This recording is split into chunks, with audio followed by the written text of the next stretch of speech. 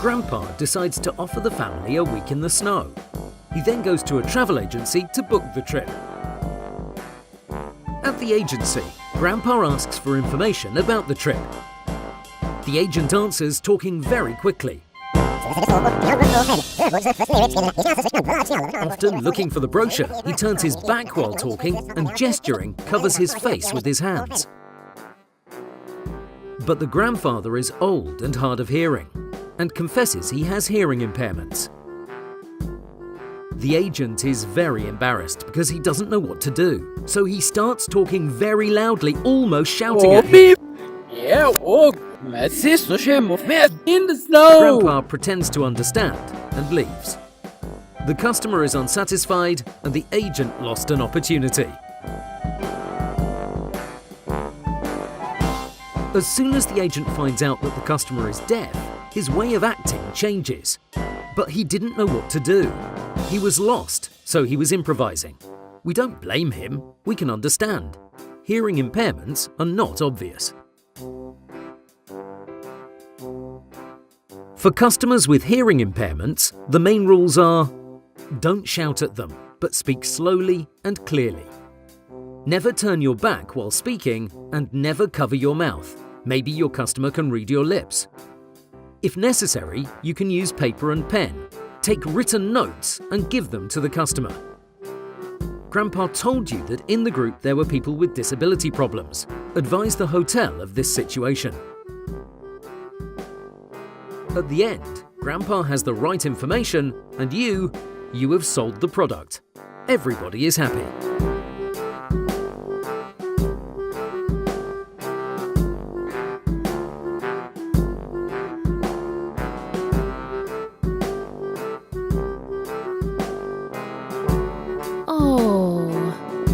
Don't be afraid. I'll help you reach the exit.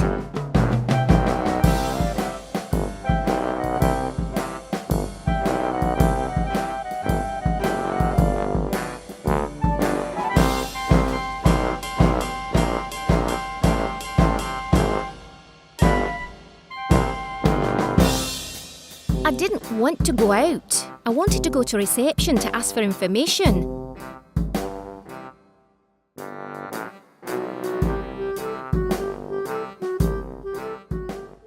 You hesitated because, like most people, you are not educated on disability. You thought you were being generous with her and her dog and imagined you knew the needs of your customer. You took her by the hand like a child. But she didn't want to be escorted out. She wanted something else. And you didn't know because you didn't ask her.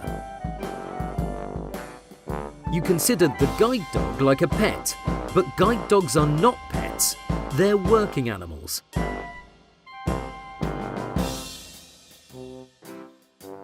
For customers with visual impairments, the main rules are: ask first, how can I help you? Don't do anything that they haven't asked for. Don't touch the guide dogs and don't offer food to them. Don't take visually impaired customers by the hands, but offer your arm and walk lightly in front of them. While you are walking, describe the environment so that customers can orientate by themselves.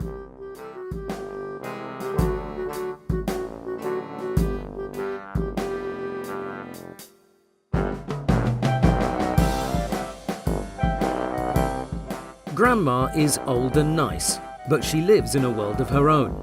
She's no longer completely independent and needs to be helped by someone.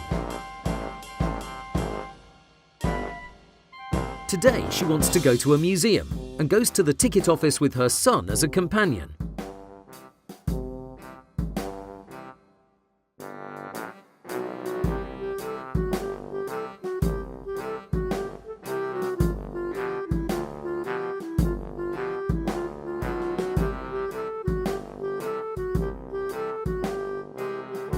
As soon as the cashier realised that the grandmother had some intellectual problems, he decided to give all the explanations to the companion, completely ignoring her.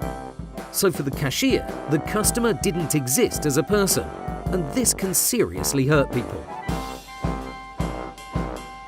Hey, guys, the ticket is for me. When you come into contact with people with intellectual disabilities, remember these simple rules. Try to keep communication plain and simple so as not to disorient them. Don't finish sentences for them. Be patient, don't rush.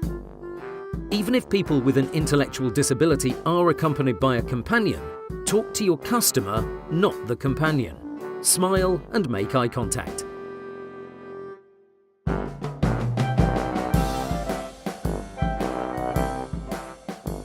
Dad is not a sport champion and broke his leg skiing. Oh, what happened? I'll help you.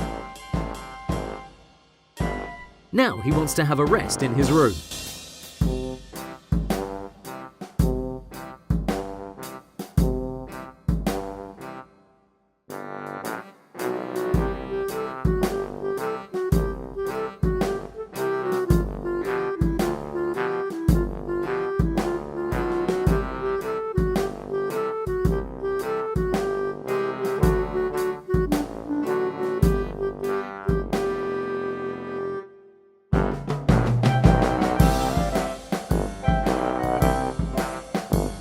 The hotel was facing a new emergency and needed to quickly adjust to this new situation.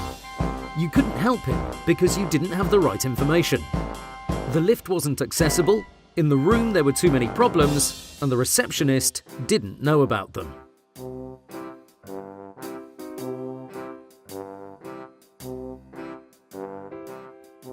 Never push a wheelchair unless you are required to do so. The lift or the ramp is essential for a wheelchair user, but also really useful for older people or for a pregnant woman or someone with a pram. The lift should be large enough to let in a wheelchair, but if not, you should know. You should propose to change the room with another one if available at the ground floor and large enough.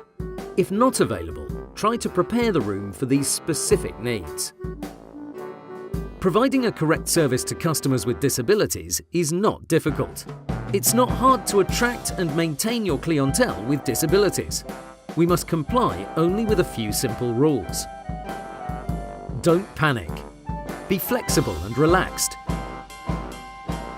Use the right language. For example, never say handicapped. Treat them with dignity and respect. Offer assistance, don't impose it. Pass the information about the customer to the rest of the service chain.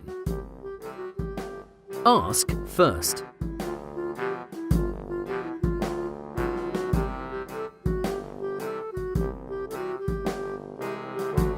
We are all disabled once in a life. At least. Do not be afraid of disability. It's little things that count. Nobody is perfect. Customer service staff can make a difference. Accessibility makes your company beautiful.